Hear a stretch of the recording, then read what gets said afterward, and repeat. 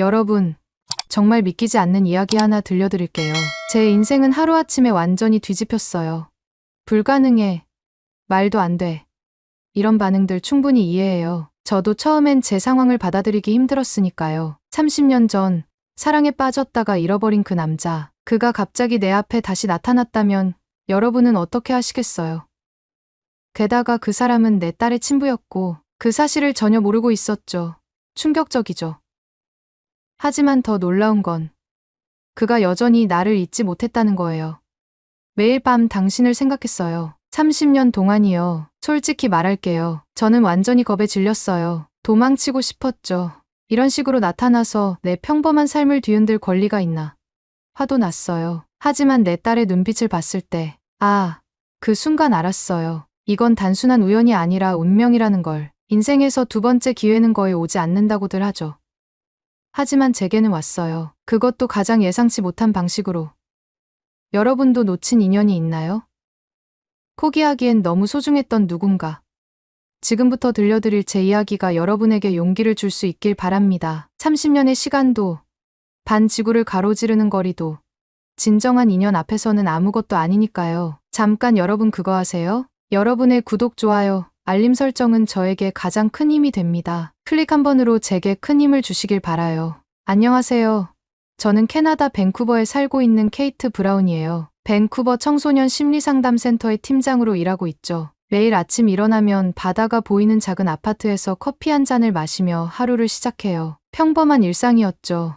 16살 딸 하나와 함께 사는 싱글맘으로 바쁜 나날을 보내고 있었어요. 제 딸 미나는 한국 이름이에요. 아버지를 한 번도 만난 적 없지만 그녀의 한국 혈통을 기억하게 해주고 싶었거든요. 미나는 호기심 많고 총명한 아이였어요. 특히 음악에 재능이 있었고 최근에는 케이팝에 완전히 빠져 있었죠. 제가 한국어를 가르쳐 준 적은 없었지만 유튜브로 혼자 공부해서 기본적인 대화가 가능할 정도였어요. 엄마, 이번 주말에 한인 페스티벌이 열린대요. 같이 가볼래요? 미나의 제안으로 우리는 밴쿠버 다운타운에서 열리는 한인 축제에 가게 됐어요. 평소라면 거절했을 테지만 그날따라 왠지 모르게 마음이 끌렸어요. 어쩌면 운명이었는지도 모르겠네요. 축제장은 활기찼어요. 화려한 한복을 입은 무용수들, 맛있는 음식 냄새, 그리고 흥겨운 음악이 가득했죠. 미나는 신이 나서 이것저것 구경하며 다녔고 저는 그런 딸을 미소 지으며 따라다녔어요. 그런데 갑자기 무대에서 한 곡이 흘러나왔어요. 사랑밖에 난 몰라. 그 순간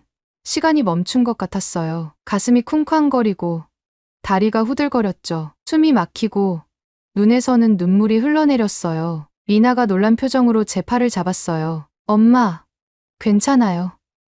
왜 울어요? 그 노래는 30년 전 그와 함께 들었던 노래였어요. 대학교 2학년 봄날의 어느 저녁 캠퍼스 축제에서 만났던 한국인 교환학생 준호와의 추억이 물밀듯이 밀려왔어요. 1989년 저는 브리티시 컬럼비아 대학교에서 심리학을 공부하던 평범한 학생이었어요. 그해 봄 아시아 문화 축제에서 그를 처음 만났죠. 준호는 서울대학교 컴퓨터공학과에서 온 교환학생이었어요. 당시로서는 매우 혁신적인 인공지능과 감정인식 연구를 하고 있었죠. 인공지능이 인간의 감정을 읽을 수 있을까요?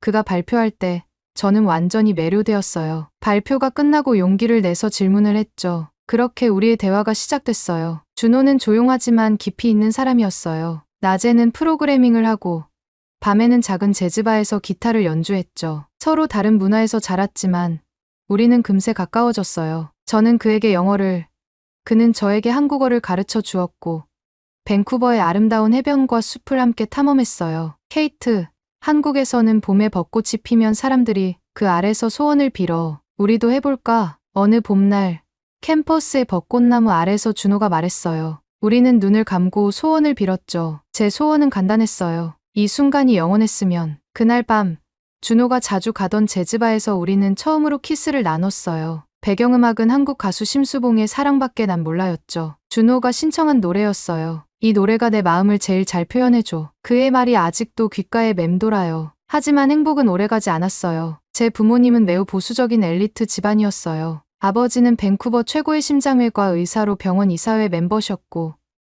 어머니는 명문 사립학교 교장으로 지역 상류층 사회에서 큰 영향력을 가지고 계셨죠. 두 분 다 대대로 영국계 캐나다인 가문 출신으로 가족의 명예와 사회적 지위를 무엇보다 중요하게 여기셨어요. 특히 아버지는 제가 의대에 진학해 가업을 이어받길 바라셨는데 학생 비자로 온 아시아 남자와 사귄다는 소식에 격분하셨어요. 아시아 남자라고? 유학생이라고. 말도 안 돼. 당장 그 관계를 끊어?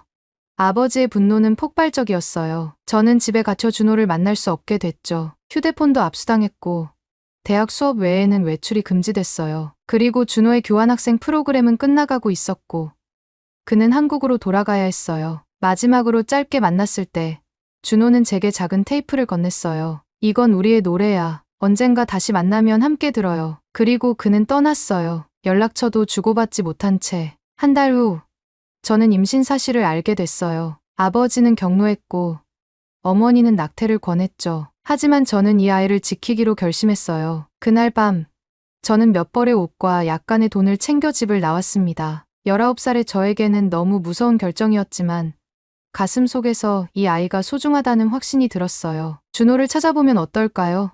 축제장에서 저희 눈물을 본 미나가 물었어요. 제 마음속 깊은 곳에서 항상 숨겨두었던 진실을 털어놓을 시간이 왔다고 느꼈어요. 미나야, 사실 내 아버지는 한국인이야. 우리는 정말 사랑했지만 여러 이유로 헤어질 수밖에 없었어. 그리고 그는 내가 있다는 사실을 몰라. 미나의 눈이 커졌어요. 그동안 아버지에 대해 물을 때마다 외국에서 사고로 돌아가셨어 라고 얘기했던 거짓말이 부끄러웠어요. 정말요? 제 아빠가 한국인이라고요. 그럼 제가 케이팝을 좋아하는 게 DNA 때문인가요? 미나가 웃으며 말했어요. 그 순간 제 마음속 무거운 짐이 조금 가벼워진 것 같았어요. 그래. 내 이름도 아빠가 좋아했을 이름이야. 미나라는 이름은 아름다운 봄이란 뜻이래. 우리가 만난 그 봄을 떠올리며 지었어. 축제장을 나오며 미나는 이미 휴대폰으로 무언가를 검색하고 있었어요. 그 아이의 눈빛에서 모험이 시작될 것임을 직감했습니다. 미나의 제안에 저는 처음에 망설였어요. 30년이나 지난 첫사랑을 찾는다니 현실성이 없다고 생각했죠. 하지만 미나는 포기하지 않았습니다. 엄마, 지금은 인터넷 시대잖아요. 아빠 이름이 뭐예요?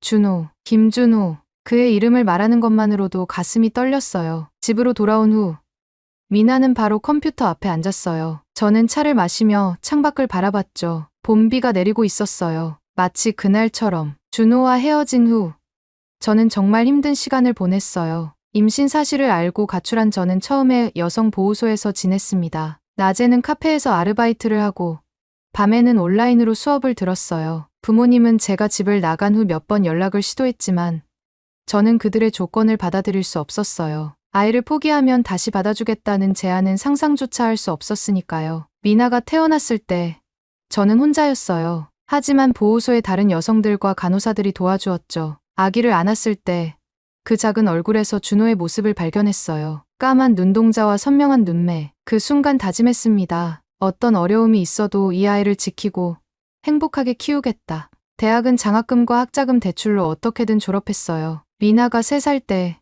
저는 심리학 석사 과정에 합격했고 미나를 데리고 수업에 가야 할 때도 있었죠. 교수님들 중에는 이해해 주시는 분들도 있었지만 냉담한 시선을 보내는 분들도 많았어요. 하지만 포기하지 않았습니다. 석사 학위를 받은 후 저는 아동심리 상담사 자격증을 취득했어요. 처음에는 작은 상담소에서 일했지만 점차 경력을 쌓으며 밴쿠버 청소년 상담센터로 이직했고 지금은 팀장까지 됐습니다. 그 과정에서 한국 이민자 가정의 아이들도 많이 만났어요. 그럴 때마다 준호를 생각했죠. 엄마, 찾았어요. 갑작스러운 미나의 외침에 놀라 차를 쏟을 뻔했어요. 빠른 걸음으로 미나에게 다가갔죠. 이 사람 맞죠? 김준호, 서울대학교 컴퓨터공학과 출신.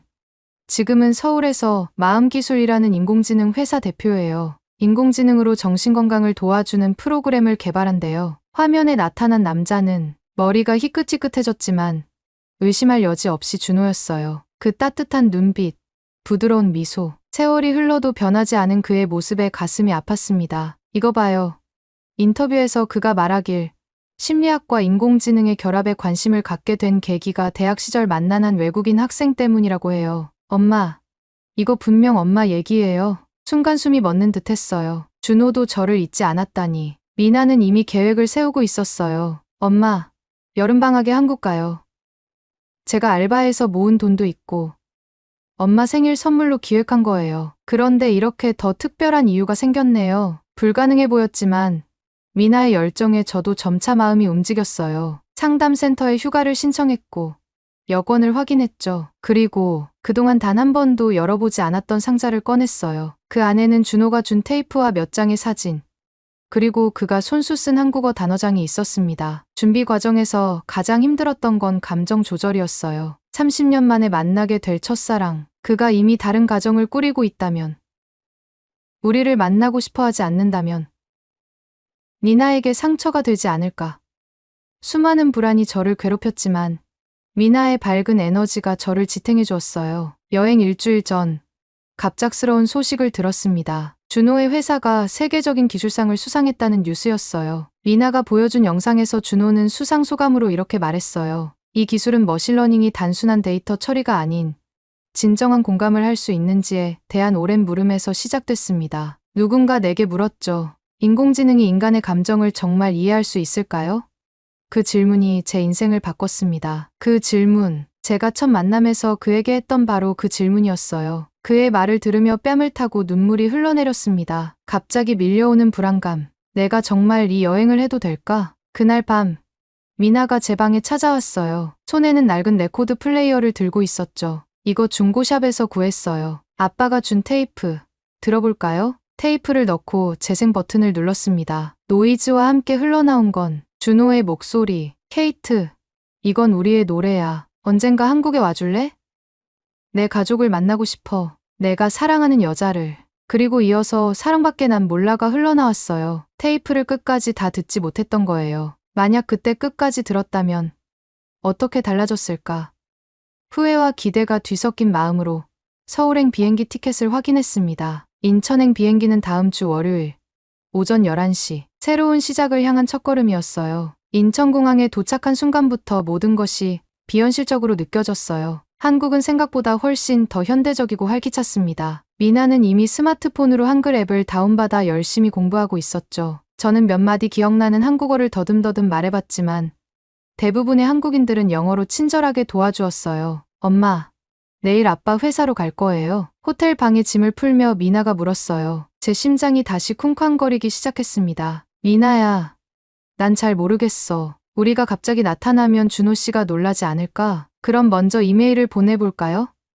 회사 홈페이지에 연락처가 있더라고요. 이메일, 너무 사무적일 것 같았어요. 하지만 그냥 불쑥 나타나는 것보다는 나을 수도 있겠다 싶었죠. 미나가 영어로 초안을 작성했고 저는 몇 번이나 읽고 또 읽은 후에야 보내기 버튼을 눌렀어요. 다음 날 아침, 아직 시차 적응이 안 된 저희는 이른 시간에 깨어났어요. 호텔 식당에서 아침을 먹는데 미나의 휴대폰이 울렸습니다. 엄마, 회사에서 답장이 왔어요. 오늘 오후 3시에 만나자고 해요. 손이 떨려서 커피잔을 거의 떨어뜨릴 뻔했어요. 정말로 준호를 만나게 될 거라니 갑자기 모든 것이 두려워졌습니다. 어떤 옷을 입어야 할지, 뭐라고 말해야 할지, 미나를 어떻게 소개해야 할지. 케이트, 진정해. 넌 이미 하나의 어머니고 전문적인 상담사야. 이것도 하나의 상담이라고 생각하자. 스스로에게 주문을 걸며 샤워를 하고 옷을 골랐어요. 결국 단정한 네이비 원피스를 선택했죠. 미나는 케이팝 아이돌처럼 세련된 스타일로 차려입었고 저보다 훨씬 침착해 보였어요. 서울 강남의 고층 빌딩 사이로 걸으며 머릿속으로 1000번은 더 예행 연습을 했어요. 하지만 마음기술 회사 로비에 들어서는 순간 모든 대본이 날아가 버렸습니다. 현대적인 인테리어의 로비는 따뜻한 분위기였어요. 벽에는 기술로 마음을 잇다라는 문구가 한글과 영어로 쓰여 있었죠. 안내 데스크에서 저희를 맞이한 직원은 미소를 지으며 말했어요. 브라운 씨, 오늘 오셨군요. 김 대표님이 곧 내려오실 거예요. 잠시 앉아서 기다려주세요. 기다리는 동안 미나는 회사 소개 영상을 관심 있게 보고 있었어요. 영상 속에서 준호는 자신의 기술이 어떻게 정신건강 치료의 혁명을 가져왔는지 설명하고 있었죠. 그의 목소리는 더 깊어졌지만 말투는 여전히 그대로였어요. 케이트, 뒤에서 들려온 목소리에 천천히 돌아섰어요. 그곳에 준호가 서 있었습니다. 머리카락은 희끗해졌지만 그 따뜻한 미소는 그대로였어요. 시간이 멈춘 듯 우리는 서로를 바라봤습니다. 준호, 오랜만이에요. 제 목소리가 떨렸어요. 준호의 눈에도 감정이 가득 차 있었습니다. 30년이 지났네. 하지만 내 눈은 여전히 그대로구나. 그때 미나가 앞으로 나섰어요. 준호의 시선이 미나에게 향했고 그의 표정이 변했습니다. 놀람, 의문, 그리고 깨달음의 순간이 그의 얼굴을 스쳐 지나갔어요. 이분은 미나예요. 우리의 딸이에요. 준호의 눈이 커졌어요. 그는 미나를 자세히 살펴보더니 천천히 다가와 그녀의 얼굴을 양손으로 감싸 쥐었습니다. 내가 내 딸이라고. 어떻게, 왜 내게 알리지 않았어? 마지막 질문은 저를 향한 것이었죠. 하지만 비난보다는 깊은 슬픔이 담겨 있었어요. 연락할 방법이 없었어요. 당신이 한국으로 떠난 후 부모님은 나를 집에 가두었고 그 후로는 모든 것이 너무 빨리 진행됐어요. 준호는 잠시 생각에 잠기더니 우리를 자신의 사무실로 안내했어요. 넓은 창문으로 서울의 파노라마가 펼쳐지는 공간이었죠. 그는 직원에게 방해하지 말라고 지시한 후 우리에게 앉으라고 권했습니다. 미나, 정말 예쁜 이름이구나. 누가 지었니? 제가요. 제가 대답했어요. 당신이 좋아할 만한 한국 이름으로 짓고 싶었어요. 봄이란 뜻이지. 우리가 만난 그 봄처럼. 준호의 눈에 눈물이 맺혔어요. 그는 책상 서랍에서 지갑을 꺼내 오래된 사진 한 장을 보여주었어요. 밴쿠버 캠퍼스에서 벚꽃나무 아래 함께 찍은 사진이었죠. 항상 가지고 다녔어. 우리가 그립다는 걸 누구에게도 말할 수 없었어. 미나가 갑자기 일어나 준호를 꼭 안았어요. 처음에는 놀란 듯 했지만 곧 그도 딸을 품에 안았죠. 그 순간만큼은 세상의 모든 말이 필요 없었어요. 저는 당신에 대해 정말 많이 알고 싶어요. 엄마는 거의 말해주지 않았거든요. 미나의 말에 준호가 웃었어요. 케이트가 말을 안 했다고. 그건 정말 놀랍네. 대학 때는 말이 정말 많았는데. 셋이서 웃음이 터졌고 긴장이 조금 풀렸어요. 준호는 자신의 인생에 대해 이야기했습니다. 한국으로 돌아온 후 컴퓨터 회사에 취직했고 30에 결혼했지만 아내는 5해 전에 병으로 세상을 떠났다고 해요. 아들 하나가 있었고 지금은 미국 대학에서 공부 중이라고 했죠. 인공지능과 심리학의 결합. 이건 대학 때부터 내 꿈이었어. 그리고 그 꿈의 시작에는 항상 너의 질문이 있었지. 창밖으로 석양이 내려앉고 있었어요. 시간이 이렇게 빨리 흐를 수 있다는 게 놀라웠습니다. 준호가 물었어요. 오늘 저녁 함께 식사할래? 내가 아는 좋은 한식당이 있어. 그날 밤 우리는 한강이 보이는 전통 한식당에서 오랜 시간 이야기를 나눴어요. 미나는 준호에게 자신의 음악적 재능에 대해 이야기했고 준호는 자신의 회사에서 개발 중인 음악 감정 인식 프로그램에 대해 설명했죠. 와, 그거 정말 멋져요. 제가 도울 수 있는 방법이 있을까요? 미나의 눈이 반짝였어요. 준호와 미나가 이야기하는 모습을 보며 저는 깊은 감사함을 느꼈어요. 30년의 시간이 너무나 아깝게 느껴졌지만 지금이라도 우리가 다시 만날 수 있어 다행이라는 생각이 들었죠. 호텔로 돌아가는 택시 안에서 준호는 조용히 내 손을 잡았어요. 내일도 만날 수 있을까? 너희에게 서울을 보여주고 싶어. 그의 손길에 모든 세월이 순식간에 사라진 듯했어요. 마치 밴쿠버의 그 봄날로 돌아간 것 같았죠. 다음 날 아침, 준호는 약속대로 호텔 로비에서 우리를 기다리고 있었어요. 주말이라 회사 일을 잠시 미뤘다고 했죠. 그는 우리를 경복궁으로 먼저 데려갔어요. 화려한 한국 전통 건축물 사이를 걸으며 준호는 왕조의 역사와 문화에 대해 설명해 주었습니다. 여기가 바로 내 뿌리야. 현대적인 기술을 연구하지만 전통의 지혜를 잊지 않으려고 노력해. 미나는 궁궐의 아름다움에 완전히 매료되었어요. 특히 연못에 비친 건물들의 모습에 넋을 잃었죠. 준호는 딸의 관심사와 취향을 하나하나 기억하려는 듯 세심하게 관찰했어요. 북촌 한옥마을에서 점심을 먹은 후 우리는 홍대 거리로 향했습니다. 젊은이들의 에너지로 가득한 그곳에서 미나는 완전히 행복해 보였어요. K-팝 관련 상점들을 돌아다니며 즐거워하는 모습이 마치 어린아이 같았죠. 미나는 정말 음악적 재능이 있어요. 당신을 닮았나 봐요. 조용히 준호에게 말했어요. 그는 미소를 지었죠. 아니, 너를 닮았어. 그 열정적인 눈빛, 호기심 가득한 표정. 너무 많이 닮았어. 해가 질 무렵, 준호는 우리를 한 스튜디오로 데려갔어요. 회사에서 연구 목적으로 사용하는 음악 녹음실이라고 했죠. 미나야, 내 음악적 재능을 보여줄래? 내가 만든 인공지능 작곡 프로그램이 있는데 함께 실험해보면 어떨까? 미나의 눈이 반짝였어요. 녹음실에서 그녀는 키보드 앞에 앉아 즉흥 연주를 시작했습니다. 그녀의 손가락이 건반 위를 춤추듯 움직였고 아름다운 멜로디가 흘러나왔어요. 준호는 컴퓨터로 그 연주를 녹음한 후 인공지능 프로그램을 통해 분석했죠. 놀라워. 이 프로그램은 연주자의 감정을 분석해서 어울리는 반주를 자동으로 만들어내. 미나야, 다시 한번 연주해 볼래? 이번엔 인공지능이 만든 반주와 함께 미나가 다시 연주를 시작하자 인공지능이 만든 오케스트라 반주가 더해졌어요. 마치 그녀가 콘서트홀에서 연주하는 것처럼 웅장하고 아름다운 소리였죠. 저도 모르게 눈물이 흘렀어요. 준호도 감동한 표정이었습니다. 엄마, 아빠, 이거 정말 믿을 수 없어요. 제 음악이 이렇게 변하다니.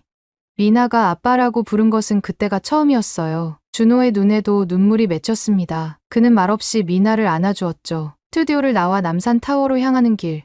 준호가 조심스럽게 물었어요. 두 사람, 한국에서 얼마나 머물 계획이야? 일주일이요. 월요일에 밴쿠버로 돌아가요. 제 대답에 준호의 표정이 어두워졌어요. 그는 잠시 생각에 잠기더니 말했습니다. 케이트, 미나, 내가 제안하고 싶은 게 있어. 내일 저녁, 내 집에서 식사를 함께 하자. 중요한 이야기가 있어. 남산타워에서 바라본 서울의 야경은 정말 아름다웠어요. 수많은 빛이 어우러진 도시의 모습이 마치 우리의 인생처럼 복잡하고도 아름답게 느껴졌습니다. 다음 날 저녁, 우리는 준호의 집을 방문했어요. 강남의 고급 아파트였지만 내부는 의외로 소박하고 따뜻한 분위기였죠. 준호가 직접 요리한 한식으로 식탁이 가득했어요. 불고기는 내가 제일 자신 있는 요리야. 대학 시절 자취하면서 배웠어. 식사를 마친 후 준호는 우리를 거실로 안내했어요. 그는 깊게 숨을 들이쉬더니 말했습니다. 케이트, 미나, 나는 30년 동안 무언가 빠진 것처럼 살아왔어. 회사는 성공했고